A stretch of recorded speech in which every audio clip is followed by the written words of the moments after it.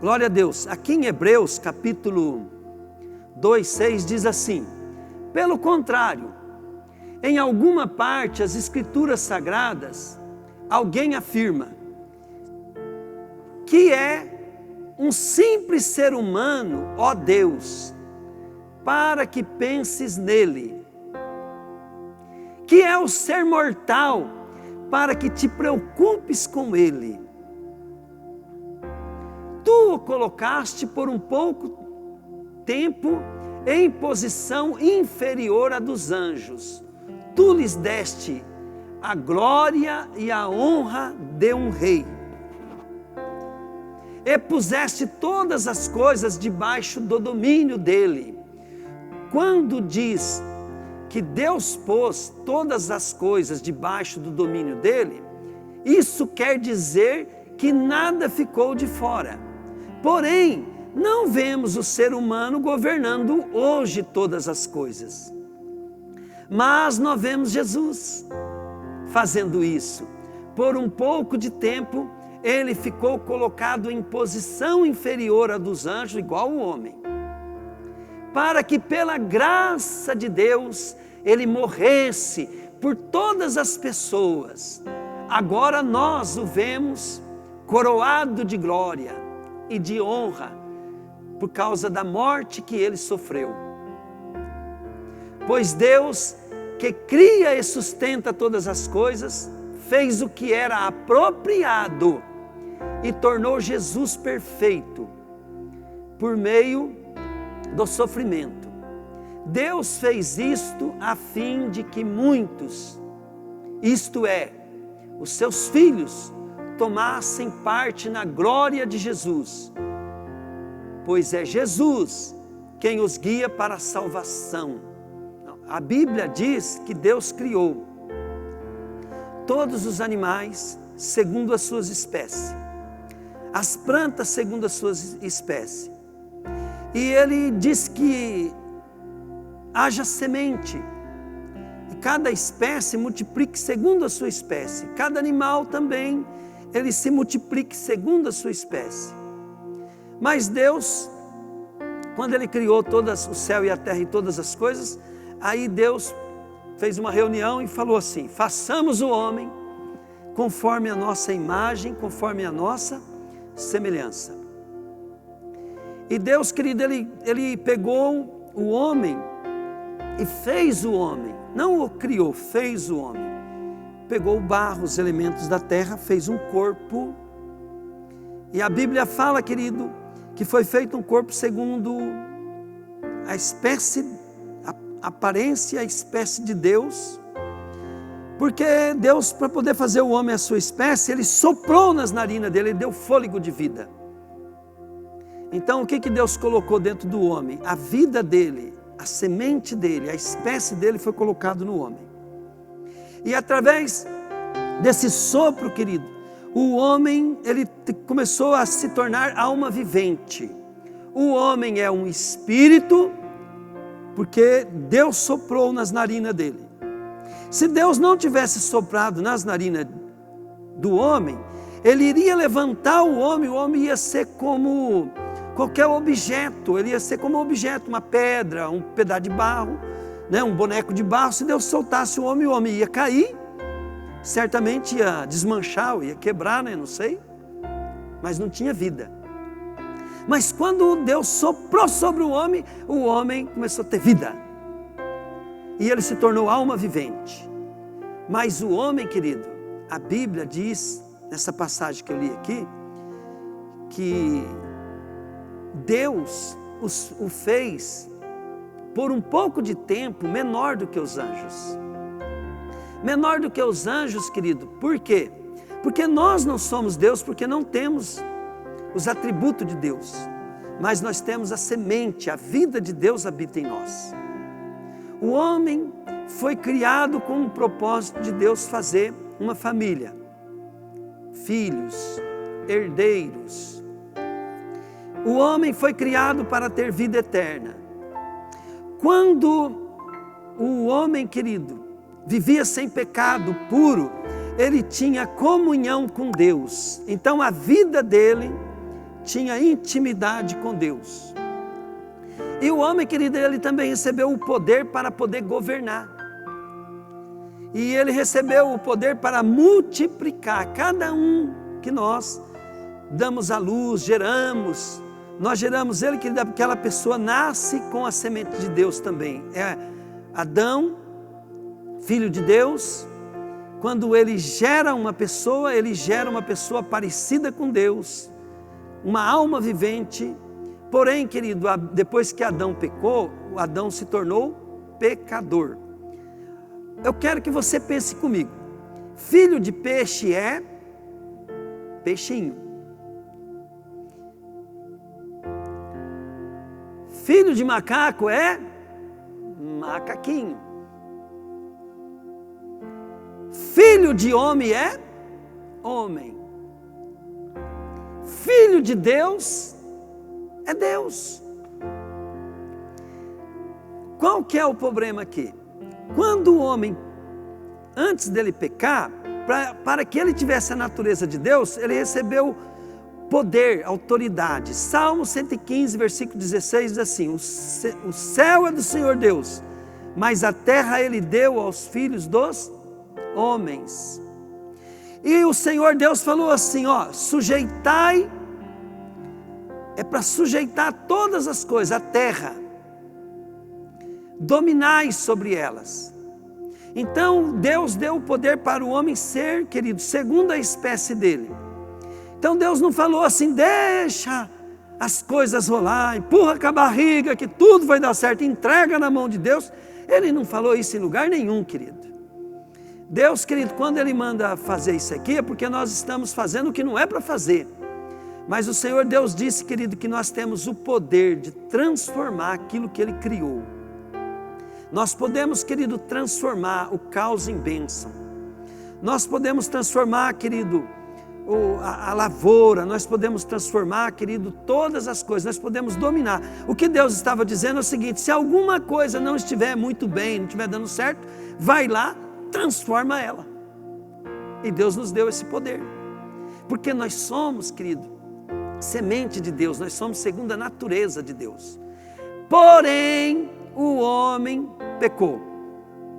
Agora eu vou te perguntar, filho de pecador, o que é?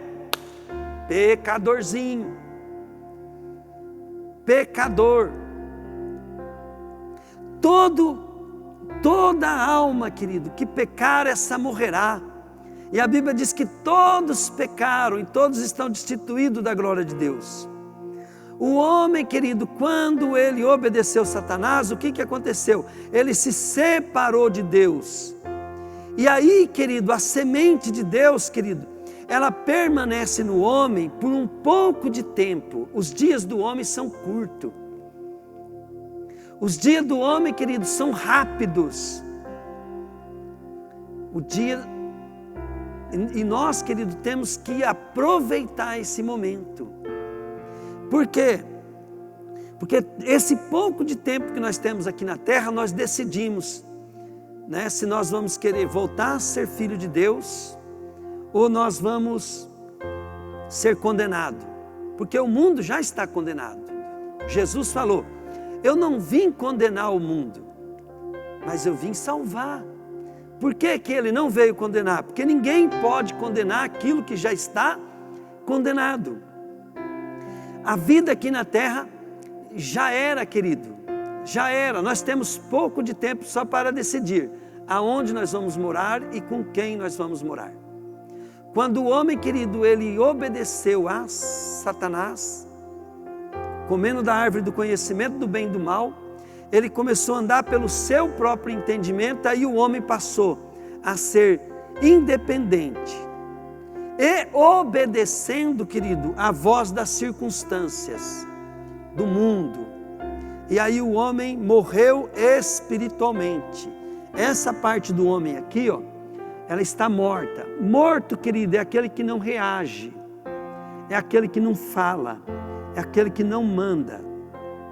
Porém, amado, todo homem, ele só pode ser verdadeiramente feliz se ele for salvo, e se for salvo e cheio do Espírito Santo. Se você não tem o Espírito Santo, é impossível você estar feliz. A felicidade tua depende das coisas do mundo. Mas, querido, quando você para, você vai descobrir que tem um vazio dentro de você que é do tamanho de Deus. É porque você precisa ser salvo. Jesus falou assim: aquele que não nascer da água e do Espírito não pode entrar no reino de Deus. Água, querido, eu creio que é a palavra. O Espírito é do Espírito Santo, do poder de Deus. E também, aonde Deus vai habitar? No Espírito. Pastor, como é que eu purifico o meu espírito? Só o sangue de Jesus. Quando Deus salva o homem, pelo milagre do nascer de novo, o sangue de Jesus, o sacrifício de Jesus, ele purifica o seu espírito para que Deus possa entrar na tua vida. Mas a alma, ela continua a mesma.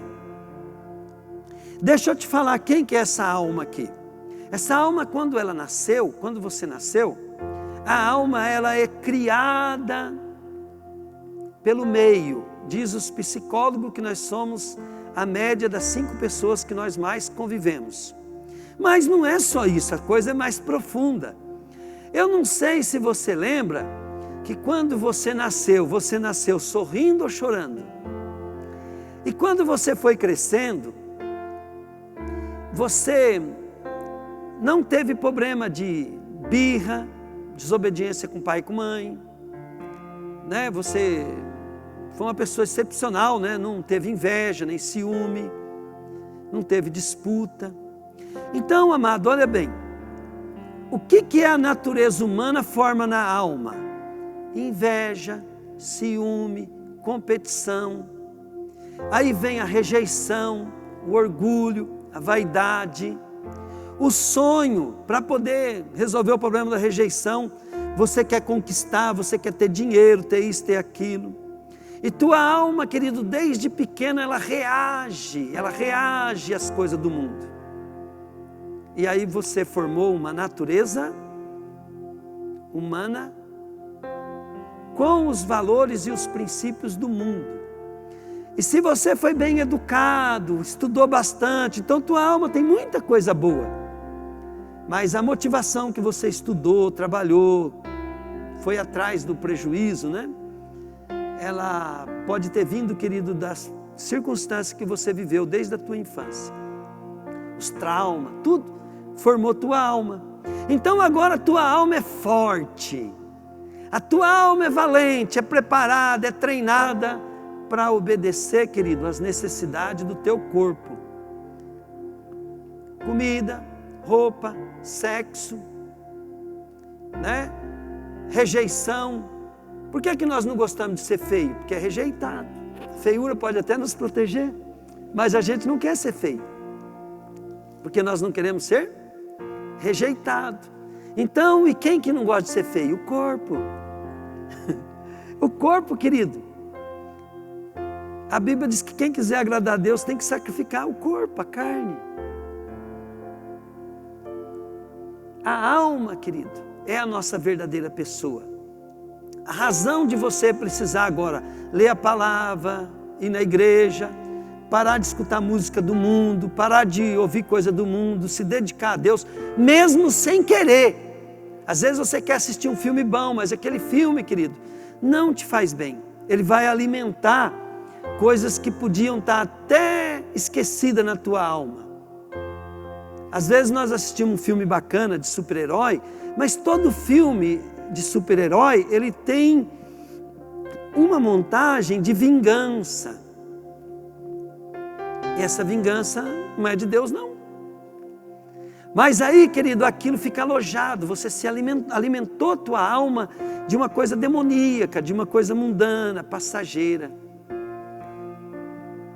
E uma hora, você está numa circunstância, você tem uma reação, por quê? Porque aquilo que você alimenta na tua alma é o que vai soltar fruto, que vai produzir frutos. E o fruto o que é? Nossas atitudes diante de circunstância. a própria Bíblia fala, né? Pelo fruto conhecereis a árvore. Sempre nós temos que estar olhando nossos pensamentos, porque daí nós estamos sabendo em que nós estamos, em que a nossa alma está sendo inspirada. Geralmente ela está sendo inspirada naquilo que você mais alimentou através dos seus pensamentos. A Bíblia manda você submeter os seus pensamentos à obediência de Cristo.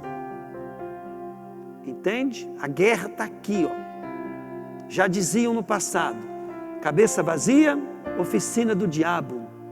Por quê? Porque se você não tiver com a tua mente ocupado nas coisas de Deus, certamente, querida, alguma reação da tua alma, que foi formada por causa da sua educação, do meio que você viveu, dos seus traumas, luta, tudo que você passou, vai manifestar.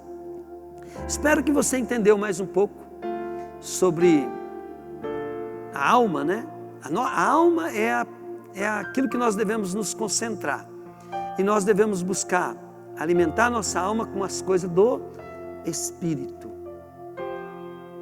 Deus é Espírito e é pelo Espírito que você vai ser alimentado. Quem alimenta é tua alma. Querido, teu espírito está salvo. Agora você tem que deixar o teu espírito transformar a tua alma. O teu corpo, ele está morto. Ele agora só é a nossa casa, nós temos que sacrificar ele para Jesus. Você fala, não, meu corpo está vivo, espera mais 100 anos para você ver. Né? Espera mais 100 anos para você ver se seu corpo vai estar vivo. Então nós precisamos entender, querido, que a nossa verdadeira pessoa é a alma. E nós temos que saber que ela tem que escolher. Se ela vai escolher Jesus e morar no céu, ou se ela vai escolher, né, as coisas do mundo, a paixão do mundo, né, as coisas dessa vida passageira e morrer. As coisas desse mundo vão tudo perecer.